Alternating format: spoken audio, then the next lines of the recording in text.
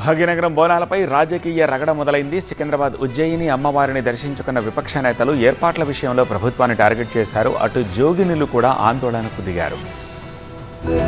హైదరాబాద్ మహానగరంలో ఎక్కడ చూసినా బోనాల సందడే కనిపిస్తోంది. సికింద్రాబాద్ ఉజ్జయిని మహంకాళి అమ్మవారి బోనాలు వైభవంగా జరిగాయి. భక్తులు పెద్ద ఎత్తున తరలివచ్చి అమ్మవారికి మొక్కులు చెల్లించుకున్నారు. సీఎం రేవంత్ తో పాటు మంత్రులు, ముఖ్య నేతలంతా అమ్మవారిని దర్శించుకున్నారు. అయితే బోనాల ఏర్పాట్లను అద్భుతంగా చేశామని ప్రభుత్వం చెప్పుకుంటుంటే అంతంత మాత్రమే అనే విమర్శలు చేస్తున్నాయి విపక్షాలు. తాము అధికారంలో ఉన్నప్పుడు బోనాలను రాష్ట్ర పండుగగా గుర్తించి ఘనంగా నిర్వహించామని అన్నారు బీఆర్ఎస్ వర్కింగ్ ప్రెసిడెంట్ కేటీఆర్. 50 ఏళ్ల డిమాండ్ ను ఉమ్మడి పాలకులు పట్టించుకోలేదన్నారు. ఈ అద్భుతమైన పండుగను లష్కర్ బోనాలను, ఉజ్జయిని మహంకాళి అమ్మవారి బోనాలను మరి రాష్ట్ర పండుగగా గుర్తించాలన్న డిమాండ్ను ఎవరు పట్టించుకోలేదు. కానీ పెద్దలు కేసీఆర్ గారి నాయకత్వంలో మనం తెలంగాణ సాధించిందే ఆ తల్లి ఆశీస్సులతో.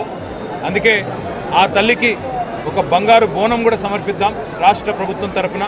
దాంతోపాటు అత్యద్భుతంగా అధికారిక లాంఛనాలతో అధికారికంగానే మొత్తంగా మరి రాష్ట్ర పండుగగా ఈ కార్యక్రమాన్ని చేస్తామని చెప్పాము, చేసి చూపెట్టాము. అమ్మవారిని దర్శించుకున్న బండి సంజయ్ ఏర్పాట్లపై అసంతృప్తి వ్యక్తం చేశారు. రంజాన్ పండుగకు 33 కోట్లు ఇచ్చిన ప్రభుత్వం బోనాలకు మాత్రం కేవలం 20 కోట్లు మాత్రమే కేటాయించిందన్నారు. 80% పైగా ఉన్న హిందువులకు అదే స్థాయిలో నిధులు కేటాయించాలని డిమాండ్ చేశారు బండి సంజయ్. 33 కోట్ల రూపాయలు రంజాన్ కోసం ప్రభుత్వం కేటాయించింది. జనాభా ప్రాతిపదికన 88% హిందువులు ఉన్నారు. ఇవాళ తెలంగాణ రాష్ట్ర వ్యాప్తంగా హిందువులు పండుగ చేసుకుంటూ బోనాల పండుగ చేసుకుంటున్నారు. కేవలం ఈ గ్రేటర్ హైదరాబాద్లోనే 3400 దేవాలయాల్లో పండుగ నిర్వహించుకుంటున్నారు. కానీ ప్రభుత్వం కేటాయించింది ఏంటంటే కేవలం 20 కోట్ల రూపాయలు.